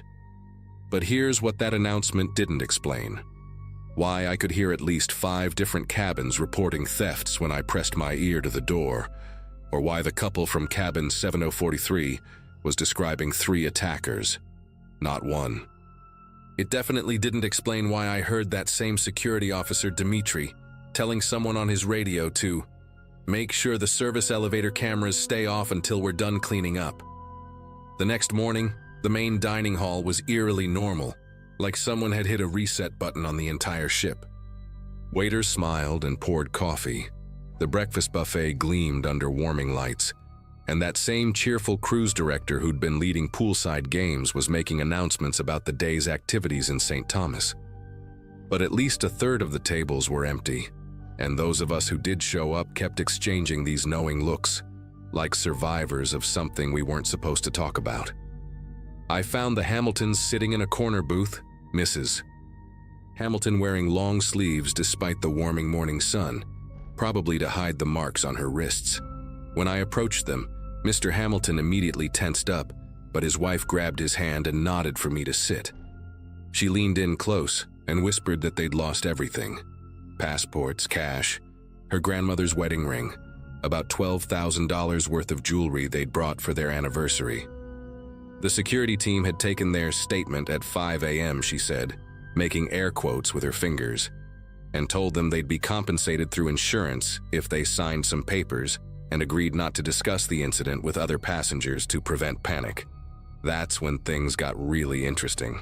A man at the next table, close enough to overhear, turned around and introduced himself as Paul, a cybersecurity consultant from Seattle.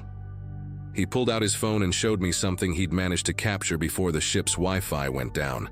A crew member's Facebook post from 2 days earlier, written in Tagalog but which he'd translated, joking about easy targets and big score coming. The crew member worked in guest services, had access to the passenger manifest, and knew exactly which cabins had elderly couples traveling with valuables. Paul had also noticed something I'd missed. 3 crew members had suddenly fallen ill that morning and been confined to quarters, including one from the security team. He'd overheard the staff captain telling another officer that they needed to contain this before we dock, and that corporate would handle it internally. Paul had been trying to reach the FBI through a satellite phone he'd borrowed from another passenger, but mysteriously, all outside communications were being blocked, supposedly due to technical difficulties. By noon, our little group of aware passengers had grown to about 15 people, all comparing notes in hushed conversations around the ship. A woman named Janet from cabin 7039 revealed that she'd actually seen her cabin steward, a guy she'd been tipping generously all week, standing in her doorway at 2:30 a.m. with 2 other men she didn't recognize. When she screamed, they'd run, but not before she noticed one of them carrying what looked like a master key card on a lanyard marked Security Override. Another passenger, a retired cop from Philadelphia named Frank, had done some investigating of his own and discovered that the cameras on Deck 7 had been undergoing maintenance for exactly the window when the attacks occurred, from 2:30 to 4 a.m. He'd also noticed that several of the crew members who'd been most friendly and chatty during the first 2 days were suddenly nowhere to be found, and when he'd asked about one particular room steward, he was told the man had been transferred to another deck just that morning. The pattern was becoming undeniable. This wasn't some random crime of opportunity, but a coordinated operation that required inside knowledge, master keys, and the ability to manipulate the ship's security systems.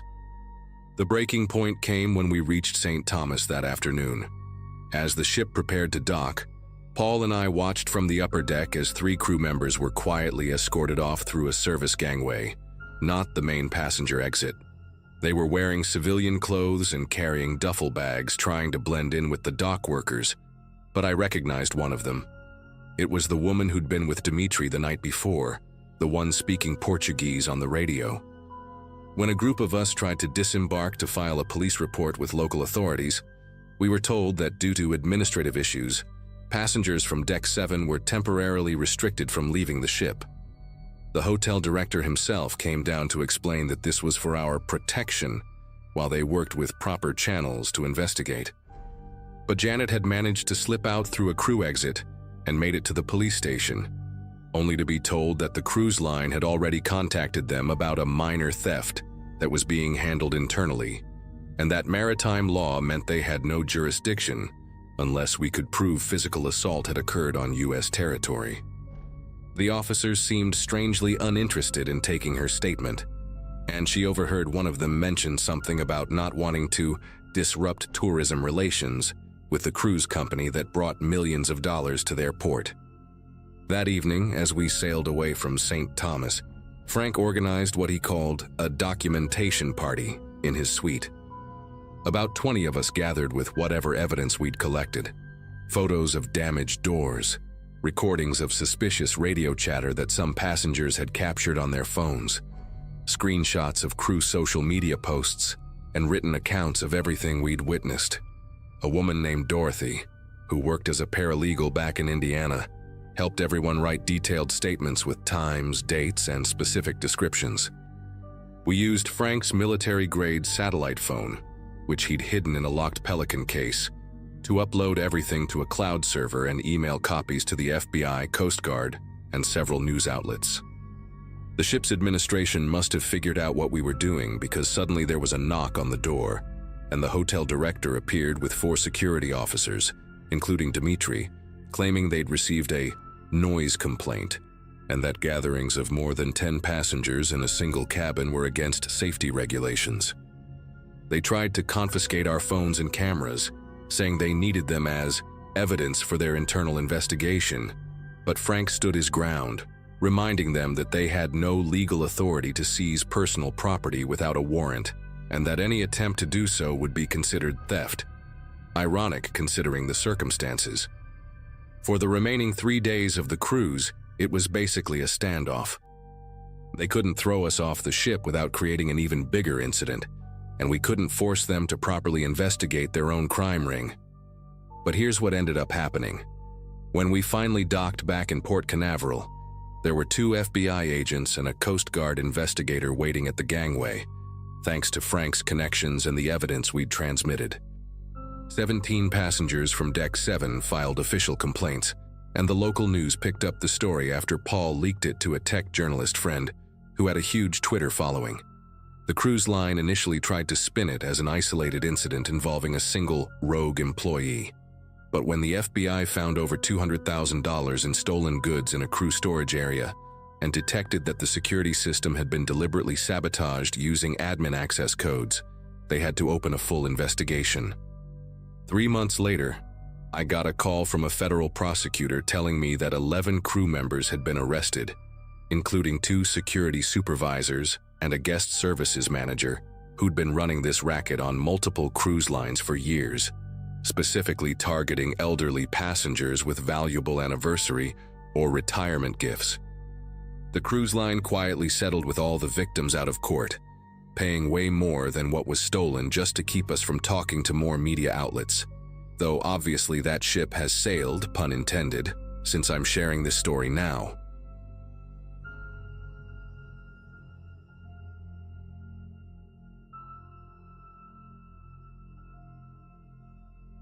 I was fresh out of high school when my closest friends and I decided to book a cruise as a graduation trip.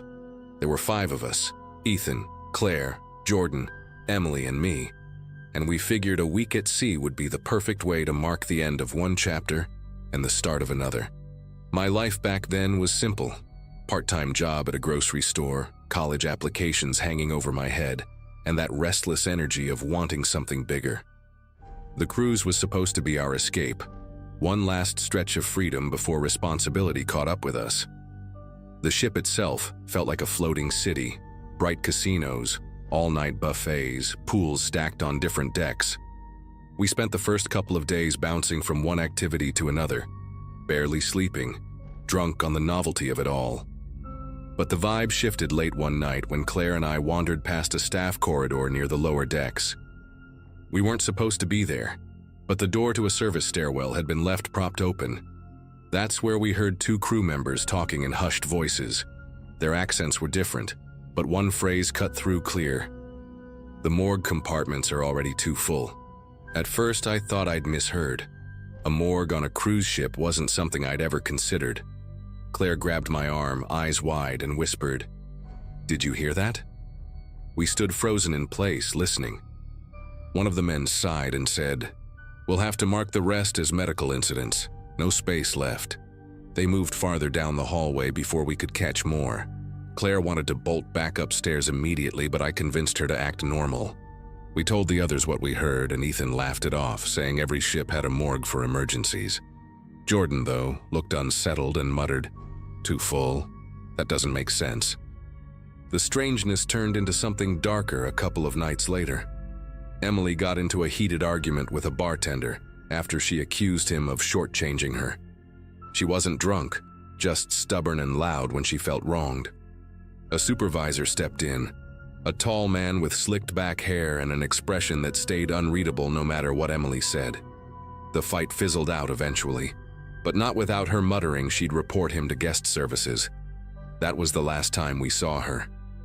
The next morning, her bed was empty, her phone left charging by the nightstand, and none of her belongings looked disturbed. We reported Emily missing right away, but the response from the staff felt rehearsed. The supervisor she argued with claimed she'd been seen leaving a lounge with new friends around midnight, even though none of us remembered her saying anything about meeting anyone. The ship's security assured us they'd make announcements and check surveillance, but no announcement ever came.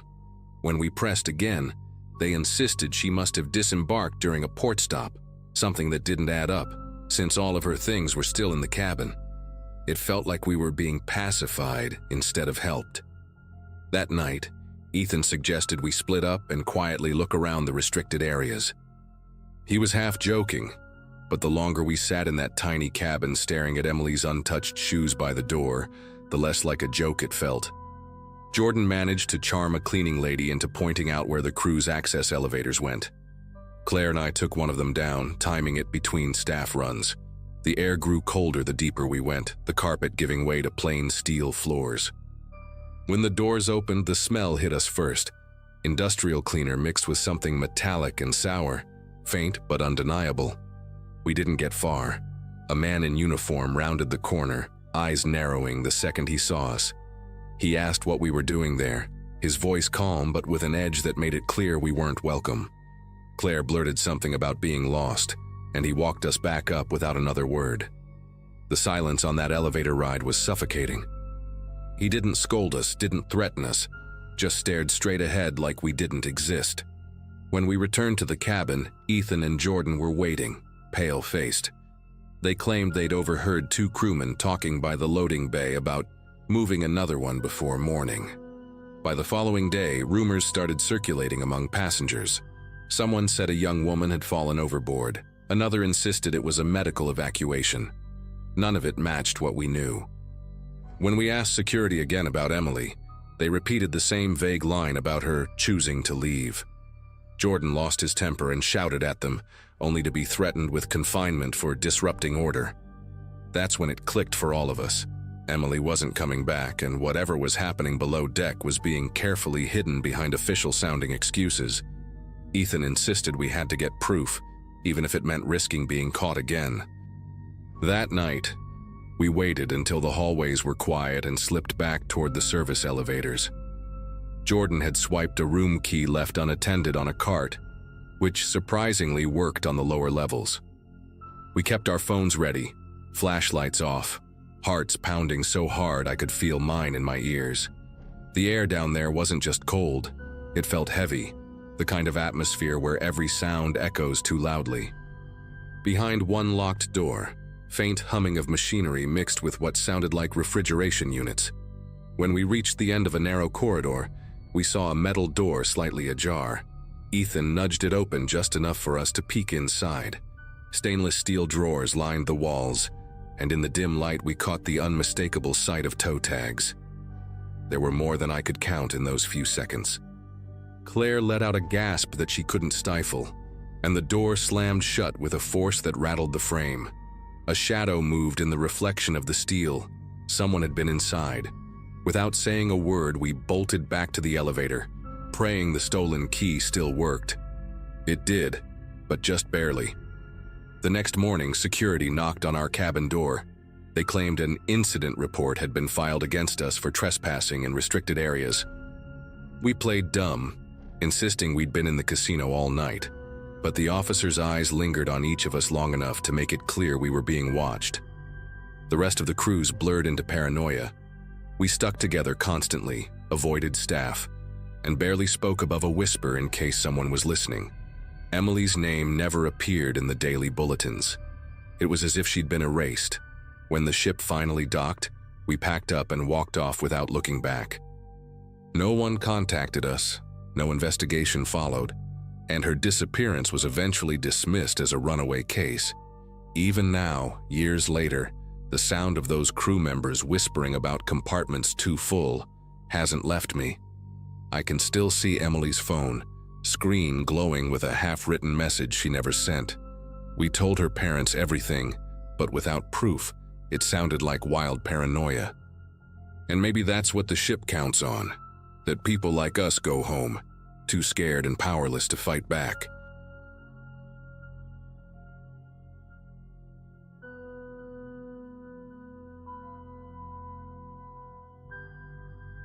I booked that cruise because it was the cheapest way to see a bit of the world during my college break. The ship wasn't fancy by any means. Paint chipped in a few places, corridors narrow enough that two people had to shuffle sideways to pass each other. But I figured it didn't matter. My cabin was small, with a single bed pressed against the wall, a desk with a loose drawer that squeaked when I opened it, and a porthole that looked out onto nothing but endless gray water. It wasn't glamorous, but for someone traveling alone on a tight budget, it felt like enough. I spent the first day exploring, eating at the buffet, and reminding myself this was supposed to be relaxing. On the second night, I returned to my cabin after dinner and noticed a small folded piece of paper lying just inside the door. At first, I thought maybe housekeeping had left a note about towels or something trivial. But when I unfolded it, the words were handwritten in shaky block letters. "Don't trust the crew." That was it. No signature, no explanation, nothing else. I remember staring at it for several minutes, trying to decide whether this was some stupid prank, or if it was even meant for me. The handwriting looked rushed, like whoever wrote it was in a hurry. I didn't mention it to anyone at first. I slipped the note into my backpack and tried to brush it off, but the thought of it followed me around the ship. Every time a crew member smiled and asked how my day was, I wondered if they knew something I didn't. I tried to act normal, but I found myself scanning faces, watching body language, noticing details I would never usually notice. A man polishing glasses at the bar who never once looked up. A steward in the hallway who seemed to hover outside certain cabins for longer than necessary. It felt like I'd been pulled into some secret I wasn't supposed to know. By the next morning, another note appeared under my door. This one said, "They'll deny everything. Stay quiet." That rattled me more than I want to admit. I finally worked up the nerve to take both notes to the purser's desk, thinking someone would take it seriously. Instead, the woman behind the counter gave me a polite laugh, said passengers sometimes imagined things at sea, and told me not to worry. She slid the notes back toward me as if she didn't even want to hold them. Walking away, I felt embarrassed, like I'd been dismissed as paranoid, but a part of me couldn't shake the warning. After that encounter, I tried convincing myself it was just someone's idea of a joke, but things started to feel different around the ship. During breakfast, I noticed a guy I'd chatted with the day before, a student from another state traveling solo too, wasn't at his usual spot. I figured he overslept, but then at lunch he wasn't there either.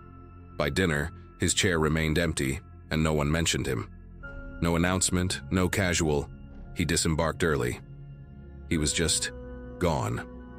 The next day, it happened again with a woman I'd seen frequently reading by the pool.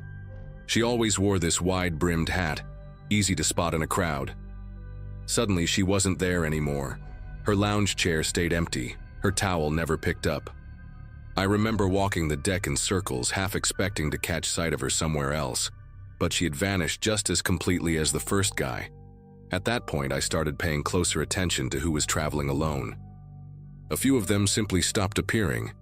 That night, I returned to my cabin and found a third note pushed under the door. My chest tightened the moment I picked it up. This one read, "You're not next, yet. Stay alert."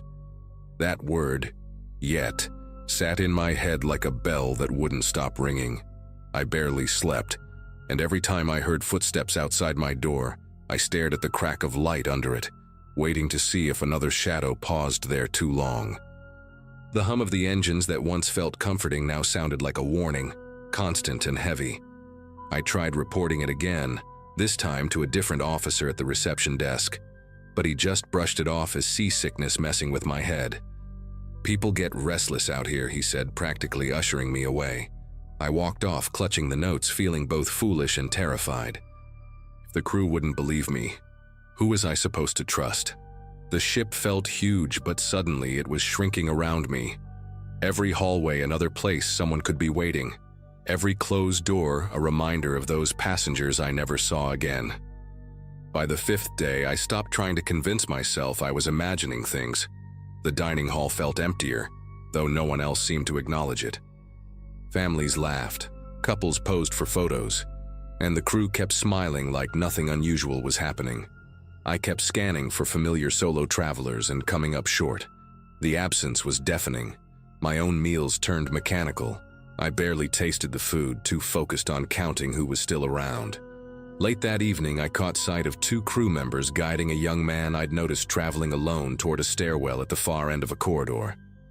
He didn't look drunk, but his steps were unsteady, like he was reluctant to follow.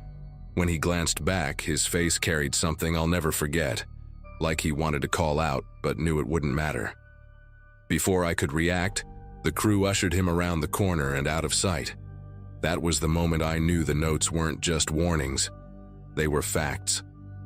I spent the rest of that night barricaded in my cabin, dragging the desk and even the chair against the door.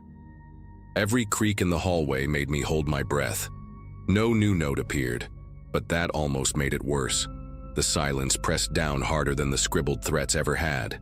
I didn't sleep until the sun filtered faintly through the porthole, turning the ocean pale blue. The ship docked 2 days later, and I walked off with nothing but my backpack, barely stopping to breathe until I was on solid ground again. To this day, I don't know what happened to those missing passengers. No official report, no news stories, nothing I could find afterward. It's like they were erased. I still have the 3 notes tucked inside a notebook at home, the handwriting uneven and smudged where my fingers clutched them too tightly. Sometimes I wonder why whoever wrote them chose to warn me at all. Maybe I was just lucky. Or maybe I was one step away from being the next name nobody ever mentioned again.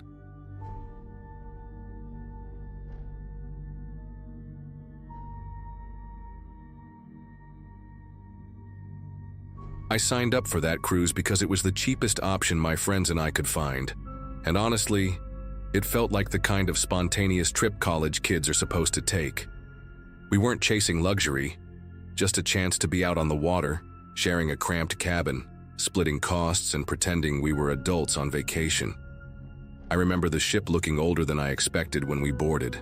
The paint dull, the metal railings already showing patches of rust, but we laughed it off. At that point, the only thing on my mind was how surreal it felt to be out at sea with my friends, away from assignments and campus noise. The first 2 days were uneventful, just sun, crowded buffets, and awkward conversations with strangers at shared tables. I spent most of that time with my roommate for the trip, Leah, who had this restless energy, always darting off to explore different decks, always dragging me along to see the view from up here, or what's happening down there. She kept saying it felt like something was brewing, pointing out how the sky never seemed fully clear, even when everyone else was sunbathing. I shrugged it off, assuming she was just overthinking. We were young and convinced nothing serious could touch us out there. Everything shifted on the 3rd night. Dinner had just ended when an announcement crackled over the speakers, cutting through the usual chatter. The captain's voice was steady but clipped, telling us that a storm had taken an unexpected turn. It wasn't supposed to be anywhere near our path, but now it was heading straight for us. People laughed nervously at first, but when the crew started handing out instructions with tight expressions, the tension spread fast. Leah gave me this sharp look like she'd been right all along, and for the first time, I felt the air in the ship thicken with dread. By midnight, the ship was no longer gliding, it was groaning. Each swell hit us like a giant hand shoving the entire vessel sideways. Hallways tilted, plates shattered somewhere below us, and every wall seemed to rattle in protest. The lights flickered on and off until eventually they cut out completely. Imagine hundreds of passengers stumbling in total darkness, the sound of water rushing where it shouldn't be, and the metal around you straining with every wave. I clutched the railing outside our cabin door so hard that my knuckles went numb, convinced the next crash would split the ship in half. Leah and I tried to make our way toward the stairwell, but the floor pitched so violently that we slid into the wall more than once. People were shouting in the dark, voices echoing off the narrow corridors, some calling for family members, others just screaming with each jolt. A crew member passed us with a flashlight, barking instructions that were lost under the crash of water slamming against the hull. For a moment, I could smell the seawater before I felt it. Cold, rushing under the cabin doors, spreading fast across the carpeted hallway.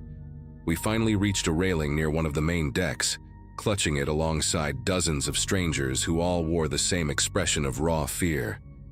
The ship tilted so far that the horizon outside looked vertical, a wall of water looming higher than anything I thought possible. Every impact made the metal under our feet shriek, like the vessel itself was crying out. I remember gripping Leah's arm so tight that she yelped, but neither of us dared let go. It felt like the only thing keeping us tethered to reality was that railing. The blackout stretched on, broken only by the weak glow of emergency lights that flickered sporadically, never enough to see clearly. Somewhere deeper inside, alarms wailed in uneven bursts, then cut out abruptly. I kept thinking about how no one had prepared us for this. Cruises had safety drills, sure, but nothing about standing in darkness while waves tossed the ship like a toy. Each second felt like it might be the last before something gave way, before we were all swallowed whole. Hours blurred together in that chaos. Time didn't move normally. It stretched and warped with every groan of the ship's frame. At some point, Leah whispered, "We're not making it out of this." And I couldn't bring myself to argue. I just pressed my forehead against the cold metal railing and listened to the water slam and recede,